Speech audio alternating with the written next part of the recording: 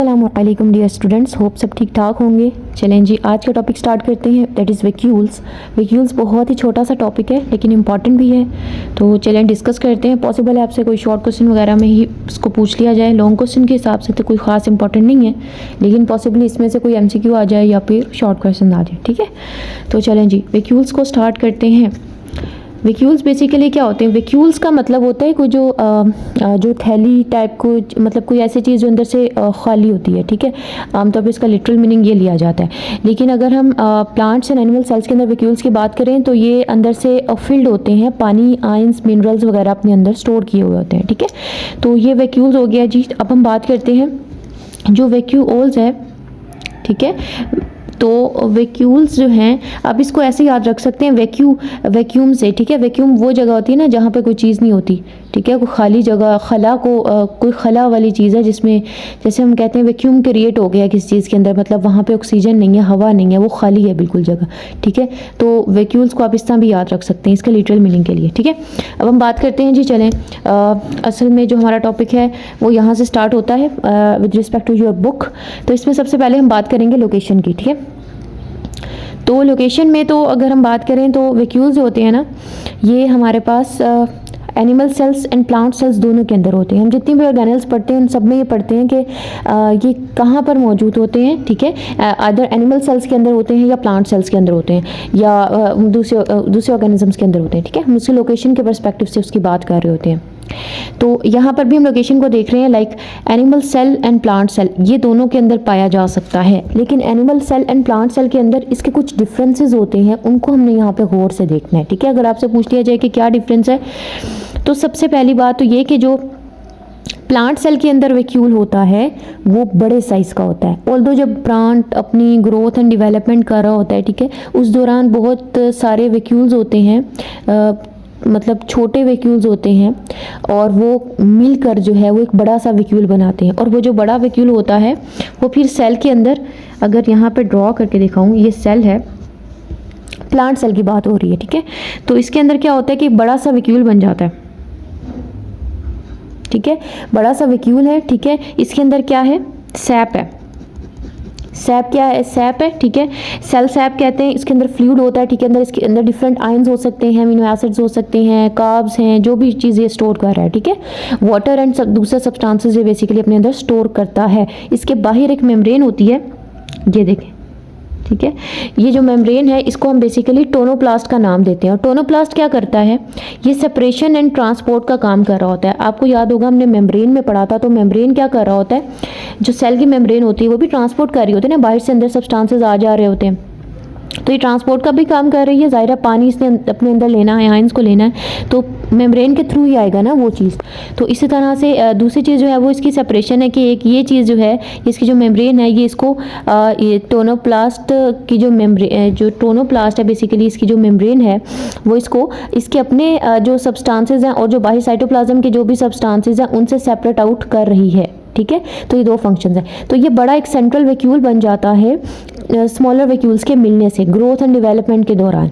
उसके बाद जब ये बड़ा वैक्यूल बन जाता है तो क्योंकि ये सेंट्रल स्पेस ले रहा है, ठीक है, तो बाकी के जो सब्सटेंसेस होते हैं जैसे कि न्यूक्लियस है, माइटोकॉन्ड्रिया है, ठीक है, और बाकी के जितने भी सब्सटेंसेस है वो जो भी ऑर्गेनल्स हैं, सॉरी, ठीक है, वो सारे के सारे साइड्स पे पेरीफेरी में पुश हो जाते हैं। लास्ट लेक्चर्स में हमने डिस्कस किया था सेंट्रल एंड पेरीफेरल क्या होता है। सेंट्रल वो जो सेंटर के अंदर होता है, ठीक है, और पेरीफेरी वो जो साइड्स पर चीज़ें होती हैं। तो ये बाकी ऑर्गेनल्स को पुश कर देता है साइड्स पर, ठीक है, और खुद जो है ना नवाब बन जाता है, वो अपनी सेंट्रल स्पेस खुद जो है वो सेंटर में आ जाता है। ठीक है, तो ये चीज़ होगी प्लांट्स के बारे में। प्लांट्स में ये अबंडेंटली पाए जाते हैं। ठीक है, और ये बहुत बड़े साइज़ का होता है प्लांट के अंदर। ठीक है, और जो एनिमल्स हैं उनके अंदर ये होता है कि ये बहुत ज़्यादा तादाद में तो होते हैं। लाइक अगर हम एनिमल सेल की बात करते हैं तो इसमें काफ़ी सारी तादाद में वैक्यूल्स हो सकते हैं, लेकिन होते ये स्मॉल साइज़ के हैं। तो बेसिकली इनके साइज़ का और तादाद का डिफरेंस है इसके अंदर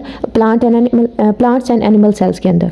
ठीक है, उसके बाद हम आते हैं इसके स्ट्रक्चर पर। स्ट्रक्चर की हम पहले ही बात कर चुके हैं कि इसमें जो है वो एक बाहर मेम्ब्रेन होती है जिसको हम टोनोप्लास्ट कहते हैं। ठीक है, जो कि सेपरेशन के लिए और ट्रांसपोर्ट का काम कर रही होती है। फिर अंदर इसका क्या होता है? एक सेल सैप होता है। ठीक है। और जो है वो सैप, सेल सैप मतलब बेसिकली इसके अंदर जो भी फ्लूइड होता है उसको हम कहते हैं, ठीक है। इसके अंदर वाटर हो सकता है, आयंस हो सकते हैं, शुगर्स हो सकते हैं, अमीनो एसिड्स होते हैं, ठीक है, डिफरेंट किस्म के हो सकते हैं। और एक और इम्पॉर्टेंट बात की जो ट्रांसपोर्ट का ये काम कर रही है, इसके अंदर बेसिकली डिफरेंट चैनल्स हैं, जैसे मेम्ब्रेन्स के अंदर होती थी ना पम्प्स एंड चैनल्स, इस तरह से इसमें भी चैनल्स हैं, पम्प्स हैं, एक्वापोरेंस, ऐसे पोर्स होते हैं, ठीक है, ऐसे पोर्स होते हैं जिसके थ्रू पानी आ जा रहा होता है, ठीक है। तो पानी की एंट्री के लिए एक्वापोरेंस होते हैं, इसके अंदर एक्वा कहते हैं वाटर को और पोरेंस कहते हैं बेसिकली पोर्स को, ठीक है, ये वाली बात होगी। अब ये जो हमारे पास वैक्यूल्स होते हैं वो डिफरेंट टाइप्स के होते हैं, ये आपकी बुक में तो नहीं है लेकिन आपके नॉलेज के लिए इंपॉर्टेंट है, ठीक है। आप ये देख लीजिए कि एक होता है सेंट्रल वैक्यूल, जैसे कि प्लांट्स के अंदर हमने बात की थी कि ये सेंटर में पाया जाता है, ठीक है जी। तो ये हमारे पास प्लांट्स में जो है वो सेंट्रल वैक्यूल आता है। फिर कॉन्ट्रैक्टाइल वैक्यूल की बात करते हैं तो कुछ ऐसे प्रोटिस्ट्स होते हैं, जैसे कि पैरामीशियम की यहाँ डायग्राम भी बनाई हुई है, ठीक है, इसके अंदर कॉन्ट्रैक्टाइल वैक्यूल होता है, ठीक है। ये पानी की पंपिंग वगैरह के लिए इन्वॉल्व होता है, ठीक है। तो ये बेसिकली कॉन्ट्रैक्टाइल वैक्यूल है इसके अंदर, प्रोटिस्ट के अंदर। होप हम प्रोटिस्ट वाले चैप्टर में इंशाल्लाह इसको मज़ीद डिस्कस करेंगे, लेकिन अभी जो है जस्ट अपने नॉलेज के लिए ज़रूर आपको पता होना चाहिए कि डिफरेंट टाइप्स ऑफ वैक्यूल्स होते हैं। इसके अलावा है जी स्टोरेज वैक्यूल्स की बात करते हैं आपके प्लांट्स, फंजाई एंड प्रोटिस्ट के अंदर। फंजाई के अंदर, प्रोटिस्ट के अंदर भी होते हैं और कुछ प्रोटिस्ट के अंदर, ठीक है, फंजाई के अंदर और प्लांट्स के अंदर। स्टोरेज वैक्यूल कैसे कि हम प्लांट्स के अंदर बेसिकली जो वैक्यूल होता है बहुत सारा पानी अपने अंदर स्टोर करता है और बहुत ज़्यादा इसमें सब्सटेंसेस वगैरह स्टोर हो जाते हैं। फिर है जी फूड वैक्यूल, अमीबा वगैरह की अगर हम बात करें, अमीबा बेसिकली एक प्रोटिस्ट बेसिकली एक प्रोटिस्ट है, तो ये जो है ये इस पर फैगोसाइटोसिस में इन्वॉल्व होता है, तो फूड वैक्यूल इसमें हेल्प करता है। तो ये फूड को बेसिकली इनगल्फ कर रहा होता है ना, जो अमीबा होता है इस तरह से, तो ये बेसिकली फूड वैक्यूल भी होता है, ठीक है, जिसके अंदर फूड होती है, ठीक है। तो ये डिफरेंट किस्म के और भी कई टाइप्स के वैक्यूल्स हैं, तो ये कुछ मेन वैक्यूल्स मैंने आपको बताए हैं कि इस टाइप्स के होते हैं, ये आपकी नॉलेज के लिए, बेसिक नॉलेज के लिए ज़रूरी हैं, ठीक है।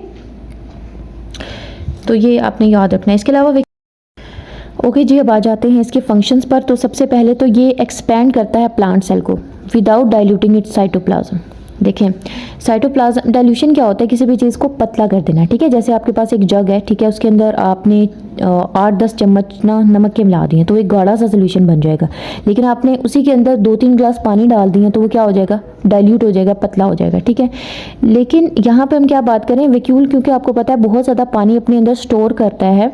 अब ये पानी साइटोप्लाज्म के अंदर तो नहीं है ना, इसके अपने अंदर है, तो ये जो है वो डाइल्यूशन साइटोप्लाज्म का डाइल्यूट किए बगैर, ठीक है, प्लांट सेल को एक्सपैंड करता है, ठीक है। अगर देखें सेल, किसी भी सेल को एक्सपैंड करना है तो उसके अंदर पानी का कंटेंट ज़्यादा करना पड़ेगा ना, ताकि वो इन्फ्लेट हो जाए, बड़ा हो जाए। लेकिन साइटोप्लाज्म के अंदर नहीं, सिर्फ और सिर्फ इस पर्टिकुलर ऑर्गेनल के अंदर यानी कि वैक्यूल के अंदर पानी जो है वो बहुत ज़्यादा भर जाता है, सब्सटेंसेस होते हैं। तो ये बेसिकली इसकी वजह से जो है प्लांट का ओवरऑल जो सेल होता है वो एक्सपैंड कर जाता है, ठीक है। दूसरी बात ये है कि ये बहुत सारे सब्सटेंसेस को स्टोर करता है। अभी हमने बात की इसमें वाटर हैं, ठीक है, आयंस हैं, सेल के कोई प्रोडक्ट्स हो सकते हैं, ठीक है, इसमें अमीनो एसिड्स है, ग्लूकोज जो है वो कार्ब्स वगैरह हो सकते हैं, मेटाबॉलिक इंटरमीडिएट्स हो सकते हैं, डिफरेंट केमिकल रिएक्शन सेल में चल रहे होते हैं, कुछ उसके इंटरमीडिएट्स बनेंगे, तो डिफरेंट किस्म की चीज़ें इसमें स्टोर हो सकती हैं, ठीक है। और इसके अलावा बात करते हैं मेजर कॉन्ट्रीब्यूटर टू टर्गर। देखें, जब ये एक्सपैंड हो जाएगा, सेल का जो साइज़ है वो बड़ा हो जाएगा, ठीक है, एक्सपैंड हो जाएगा। इसकी वजह से ये क्या करेगा, पूरे इंडिविजुअल सेल को एक सपोर्ट, एक स्ट्रक्चर प्रोवाइड कर रहा होगा, ठीक है, एक सपोर्ट प्रोवाइड कर रहा होगा। एक बात, दूसरी बात ये कि इसकी वजह से सेल का जो सेल, इंडिविजुअल सेल, एक तो इसको सपोर्ट कर रहा है, दूसरा ये क्या कर रहा है, जो प्लांट के जो छोटे प्लांट्स होते हैं, उनके जो छोटे प्लांट्स, जो ये यूँ कह लें कि जो प्लांट्स होते हैं इनके जो छोटे छोटे पार्ट्स होते हैं, ठीक है, या प्लांट्स के जो लीव्स होते हैं वो इसकी वजह से रिजिड रहते हैं। इनके जो सेल्स हैं क्योंकि इसका एक सपोर्ट मिल रहा है इसको, ठीक है, ये जो है वो सेल्स को जो उन पार्ट्स को रिजिडिटी प्रोवाइड कर रहे हैं, ठीक है, एक स्ट्रेंथ प्रोवाइड कर रहे हैं, ठीक है। तो वो जो है ना पत्ते जो हैं वो फिर खड़े रहेंगे। अगर आप देखें तो जो है गर्मियों के अंदर बहुत ज़्यादा धूप की वजह से जो है ना ये जो वाटर होता है वो एक्सपेल आउट हो जाता है, जिसकी वजह से वो जो पत्ते हैं वो मुरझा जाते हैं, ठीक है। लेकिन जो है वो अगर वो अपनी फ्रेश फॉर्म में और खड़े हुए फॉर्म में पत्ता रहना चाहता है तो बेसिकली वैक्यूल्स उसके अंदर बड़ा एक रोल प्ले कर रहा होता है उसकी रिजिडिटी के लिए, ठीक है। तो ये बात, इसके अलावा और भी कुछ इंपॉर्टेंट फंक्शंस हैं जो आपकी बुक में तो नहीं है, लेकिन मैं ओवरऑल आपको बता देती हूँ कि जो है वो वेस्ट डिस्पोजल के लिए कुछ वेस्ट वगैरह चीज़ें जो होती हैं सेल की वो इसके अंदर स्टोर हो सकती हैं, ठीक है। बहुत सारे पिगमेंट्स इसके अंदर स्टोर हो सकते हैं, कलर्ड कंपाउंड्स होते हैं पिगमेंट्स, ठीक है। और पिगमेंट्स की वजह से कई दफ़ा ये सेल्स जो है प्लांट्स को कलर्ड पार्ट्स, प्लांट के कलर्ड पार्ट्स भी बना सकता है, ठीक है।